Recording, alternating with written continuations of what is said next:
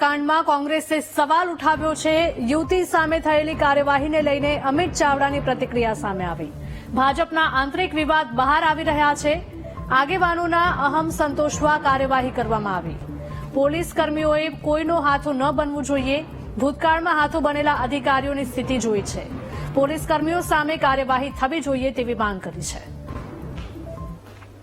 સમગ્ર ગુજરાતમાં ભારતીય જનતા પાર્ટીમાં જે આંતરિક કલહ છે, એકબીજા પ્રત્યેનો જે વૈમનસ્ય છે, ધીમે ધીમે કરીને એક યા બીજા સ્વરૂપે બહાર આવી રહ્યું છે। રાજકીય આગેવાનની પ્રતિષ્ઠાનો જંગ બનાવી અને બાકીના લોકો પર ફરિયાદ કરવામાં આવે છે અને ફરિયાદ થાય ત્યાં સુધી તો બરોબર છે, પણ એમાં એક દીકરી કે જેને ટાઈપ કરવાનું કામ કર્યું હતું, એ પત્ર ટાઈપ કર્યો હતો, એવો કોઈ મોટો ગુનો નતો કર્યો, એની સામે પણ એફઆઈઆર થાય છે અને અડધી રાત્રે 12 વાગે પોલીસ પકડીને લઈ જાય છે અને જે રીતે એનું સરઘસ કાઢવામાં આવે છે કે જાણે રીઢા ગુનેગારો હોય, કોઈ આતંકવાદીઓ હોય, એવી રીતે એમની સાથે વર્તન કરવામાં આવે છે।